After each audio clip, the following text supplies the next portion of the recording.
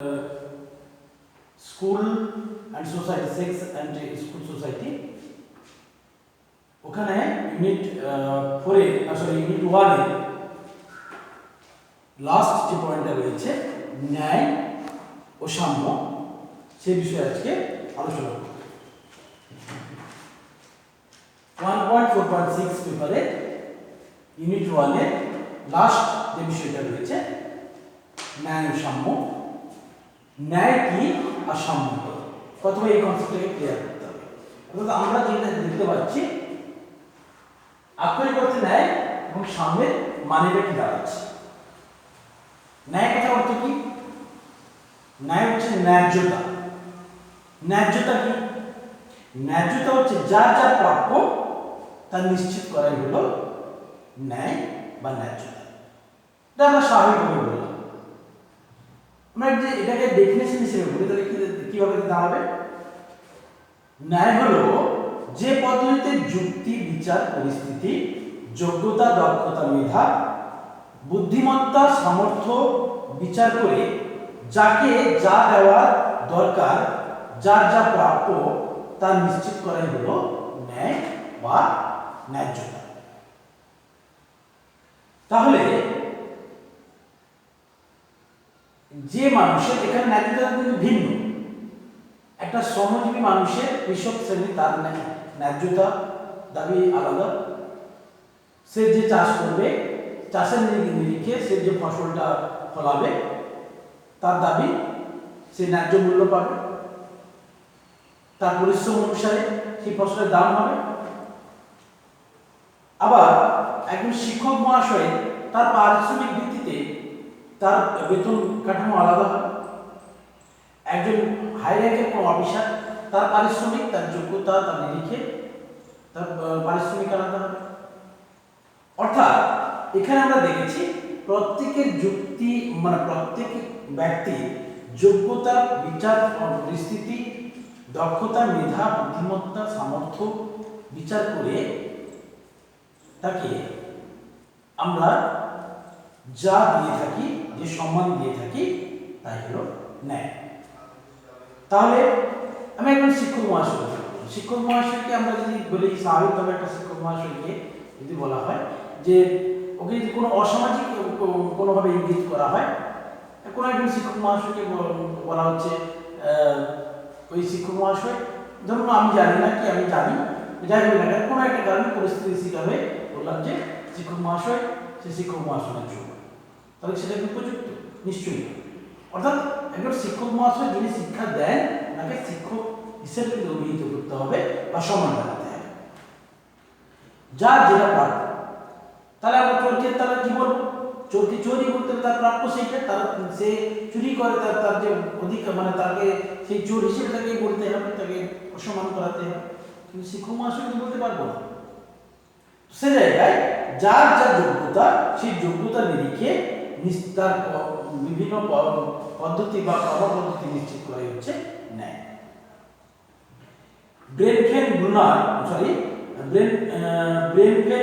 Brainer উনি বলেছেন যে ন্যায় হচ্ছে সাম্য যদি ফলশ্রুতি হয়, তাহলে ন্যায্যতা হলো সেই ফলশ্রুতির জন্য নির্ধারিত প্রক্রিয়া বিশেষ।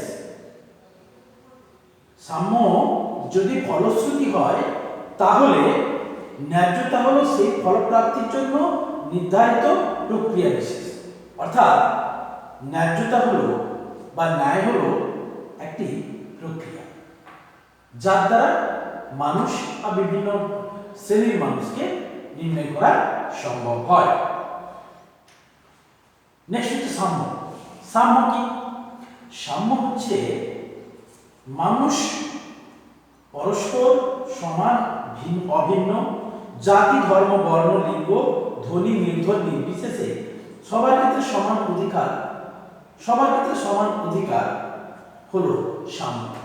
অর্থাৎ সমান যখন যে জায়গায় থাকবে, সমান ধারণা যে জায়গায় থাকবে, সমান ব্যবস্থাপনা যে জায়গায় থাকবে, যে প্রক্রিয়ায় থাকবে, তাকে আমরা সাম্য বলতে পারি। তাহলে সাম্য, আরেকবার বলি, সাম্য ধরুন দেখা গেল, উদাহরণ হিসেবে বলি, আইনকে।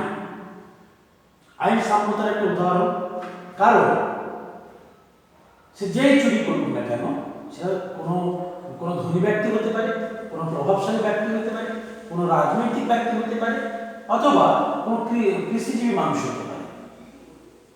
যেই ব্যক্তি হোক না কেন, সে আইনের চোখে কিন্তু সে চোর, এবং তার সমান বা চুরির অবস্থান দেখে একজন ধনী ব্যক্তির যে শাস্তি হবে, একজন চোরেরও কিন্তু একই শাস্তি হবে। এই যে বিষয়টা, এটা হলো সাম্য। তারা বোঝা গেল সাম্য কি। এবারে আসি ন্যায় ও সাম্যের পার্থক্য। ন্যায় কি? ব্যক্তিকে যথার্থভাবে এবং স্বচ্ছতার সঙ্গে বিবেচনা করার দরকার রয়েছে এখানে। আর যদি যথার্থ এবং স্বচ্ছভাবে না করি, তাহলে কিন্তু এখানে কিন্তু বৈষম্যতা পরিলক্ষিত হবে। আর সাম্য কি? সাম্য যে সকলকে সমানভাবে অবস্থান করানো হয়ে যায়। ন্যায্যতা হলো প্রক্রিয়া বিশেষ, যেটা পূর্বে বলেছিলাম। আর সাম্য হলো ফলশ্রুতি। ন্যায় হলো ব্যক্তির পার্থক্য নিরূপণ করা হয় ন্যায়, আর সাম্যতে ব্যক্তির পার্থক্য নিরূপণ করা হয় না। ন্যায় যুক্তি, বিচার, পরিস্থিতি, যোগ্যতা, দক্ষতা, মেধা, বুদ্ধিসত্তা, সামর্থ্য বিবেচনা করা হয়। এখানে কিন্তু এই সকল বিষয়গুলো বিবেচনা করা হয় না। ন্যায়ের দ্বারা সমাজের স্থিরতা আসে, আর সাম্যের দ্বারা সমাজ উন্নত হয়। ন্যায়কে আমরা অনেক সময় বিভিন্ন পরিস্থিতির পরিপ্রেক্ষিতে আমরা পরিবর্তন করতে পারি, কিন্তু সাম্যের পরিবর্তন হয় না। এবারে আসি ন্যায় ও সাম্যের ক্ষেত্রে, অর্থাৎ কোন কোন জায়গায় ন্যায় এবং সাম্যের প্রাধান্য রয়েছে। বর্ণ ক্ষেত্রে, বর্ণ অর্থাৎ আমরা বর্ণ বলতে কি বুঝি? উচ্চ বর্ণ আর নিম্ন বর্ণ। উচ্চ বর্ণ বলতে কি? উচ্চ বর্ণ বলতে আমরা যেটা জানি যে ব্রাহ্মণ শ্রেণীর মানুষকে আমরা জানি উচ্চ বর্ণ। নিম্ন বর্ণ বা নিচু বর্ণ, শূদ্র শ্রেণীর মানুষদেরকে আমরা জানি নিচু বর্ণ বা নিম্ন বর্ণ। তাহলে এই উচ্চ শ্রেণীর মানুষ, তাদের চিন্তা ভাবনা আলাদা। নিম্ন শ্রেণীর মানুষ যখন আমরা ইন্ডিকেট করে দিচ্ছি যে তুমি উচ্চ শ্রেণীর মানুষ, তুমি নিম্ন শ্রেণীর মানুষ, তখন কিন্তু প্রত্যেকের কিন্তু থিঙ্কিং পাওয়ার, প্রত্যেকের কিন্তু চিন্তা ভাবনার যে কৌশলটা আলাদা। আমি যেটা বলতে চাইছি, তাহলে একটা ব্রাহ্মণ শ্রেণীর মানুষ সে ভাবে কি যে আমি বর্ণশ্রেষ্ঠ, আমার কথা মানতে হবে। একটা নিচু বর্ণের মানুষ কি, আমরা তো বর্ণে নিচু, তারা যা বলবে, যেভাবে তারা পরিচালনা করবে, আমরা সেভাবে পরিচালিত হব। এই যে ব্যাপারটা থেকে আমরা মানুষ সবাই সমান। বর্ণভেদে আমাদের কেবলমাত্র বর্ণগত, এটা তো আমরা কোনো প্রথাগতভাবে চলে এসেছে। এটা কেউ কিন্তু জন্ম থেকেই বর্ণ নিয়ে আসে, হয়তো সামাজিকভাবে এটা তৈরি একটা বর্ণভেদ প্রথা। তো সেখানে কারোকে আমরা বলছি ব্রাহ্মণ, ক্ষত্রিয়, বৈশ্য, শূদ্র, এভাবে আমরা ইন্ডিকেট করে দিই কর্মের ভিত্তিতে। কিন্তু বাস্তব সেটা নয়, যে যার যতটা ক্ষমতা, বা আগে কি হতো, বর্ণ কিভাবে তৈরি হয়েছিল নিশ্চয়ই আপনাদের জানা সবার। কে কোন কর্মের প্রবৃত্তি হবে সেটা কিন্তু নির্ধারণ করে কিন্তু সাহসী ব্যক্তি, তার দ্বারা কিন্তু আস্তে আস্তে করে আজকে বর্ণ প্রথা চালু হয়েছে। তো যাই হোক, আমি কিন্তু বলতে যেটা চাইছি, সমস্ত মানুষ আমাদের কাছে সমান। আমরা যদি একটু ব্যাপারটাকে ভেবে দেখি, কিন্তু আমরা যদি সেটা মুখে বললে কিন্তু কাজে সেটা করি না।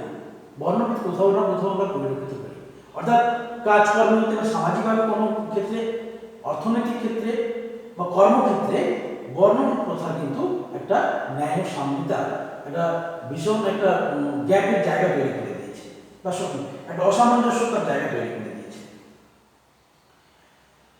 নেক্সট আসছি, দরিদ্র এবং শিক্ষার ক্ষেত্রেও কিন্তু বর্ণের নিরিখে ন্যায় ও সাম্যতার একটা কি বলবো, একটা জায়গা তৈরি করেছে। ন্যায় ও সাম্যতা কি জায়গা?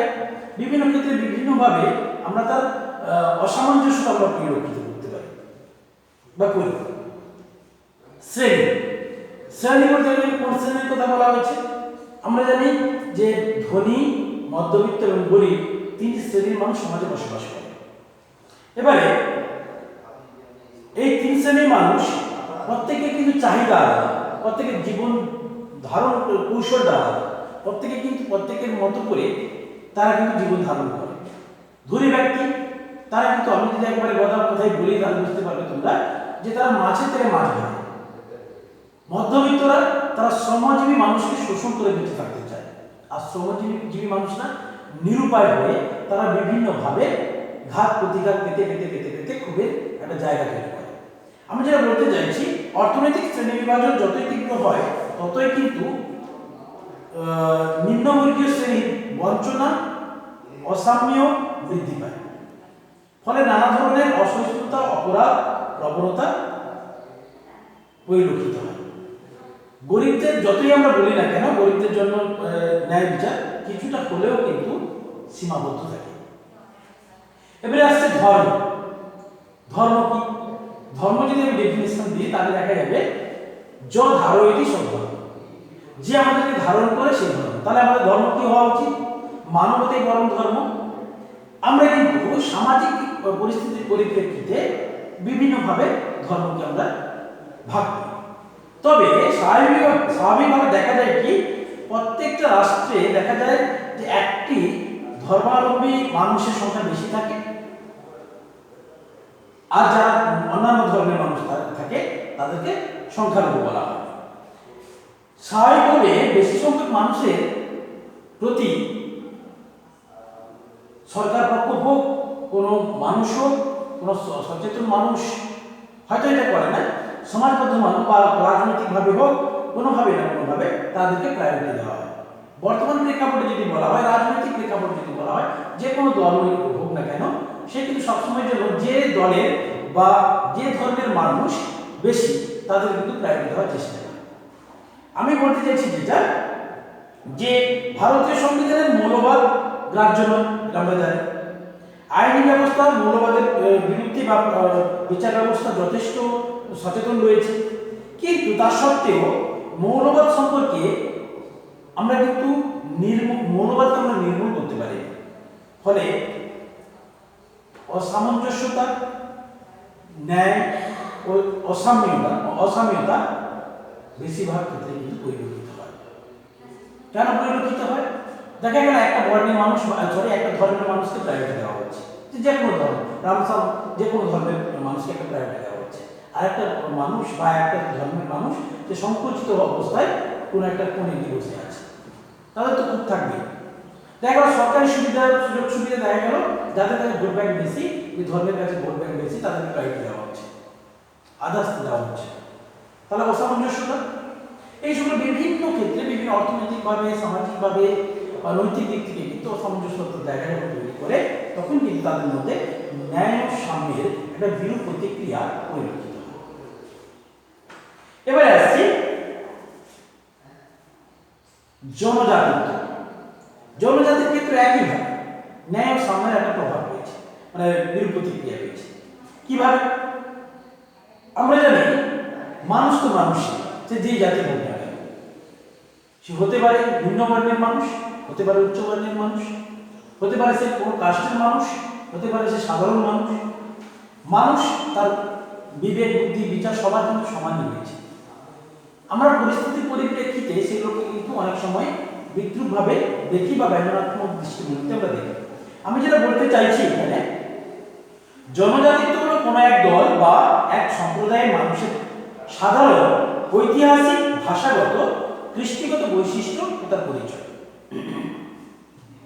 তারা তাদের ঐতিহাসিক যে প্রেক্ষাপট, প্রত্যেকে আমরা দেখেছি প্রত্যেকটা জনজাতি ভাষা আলাদা, তাদের ব্যবহার আলাদা, তাদের আচার ব্যবহার আলাদা, তাদের সংস্কৃতি আলাদা। এই যে জিনিসগুলো, এগুলোর নিরিখে কিন্তু আমরা জনজাতিকে ভাগ করে থাকি। এই বিষয়গুলি মানে একেবারে স্পষ্ট বোঝা যাবে যদি অরুণাচল প্রদেশের জনজাতির মধ্যে যাওয়া যায় বা নাগাল্যান্ডের জনজাতির মধ্যে যাওয়া যায়। ওখানে দেখতে পাবেন তারা প্রত্যেকটা গোষ্ঠী কিন্তু সম্পূর্ণ আলাদা সংস্কৃতি মতাদর্শে রয়েছে। তাদের ভাষা সম্পূর্ণ আলাদা, তাদের সংস্কৃতি আলাদা, তাদের আচার ব্যবহার আলাদা। আমি যেটা বলতে চাইছি, তাহলে প্রত্যেকের আলাদা হতে পারে, কিন্তু সরকারি পদক্ষেপ বা সামাজিক যে সকল বিচারধারাগুলো আমাদের বর্তায় তাদের উপরে সেগুলো সমান হবে। কিন্তু দেখা গেছে যে তাদের উপরে কিন্তু ন্যায় সাম্যতা সমানভাবে প্রয়োগ করা হয় না। একইভাবে বর্ণের নিরিখে সেখানেও কিন্তু ন্যায় সাম্যতাকে অর্পণ করা হয়। নেক্সট আসছে অক্ষমতা। অক্ষমতা বলতে এখানে কোন অক্ষমতা বলতে বলা হয়েছে? অক্ষমতা মিন্স প্রতিবন্ধী, যারা প্রতিবন্ধী বা শারীরিক অক্ষম যারা, তাদেরকে অক্ষমতা বলা হয়েছে। ইউনেস্কো যখন এডুকেশন ফর অল এই প্রস্তাব দিয়েছিল কত সালে? 1995 সকলের জন্য শিক্ষা। 1995 সালে পিপল উইথ ডিসেবিলিটি অ্যাক্টে একথা বলা হয়েছিল কি সবার জন্য শিক্ষা, সবাইকে শিক্ষা যারা প্রতিবন্ধী, যারা সাধারণ শিক্ষার্থী, সবার জন্য সমানভাবে শিক্ষা ব্যবস্থা রাখতে হবে। এখন 1996 সালে সেই প্রস্তাব গৃহীত হয় এবং বাস্তবে বাস্তব ক্ষেত্রে তা প্রয়োগ করা হয়। শিক্ষা ও কর্মসংস্থানে তাদের জন্য 3% সংরক্ষণ করা হয়েছে সিট।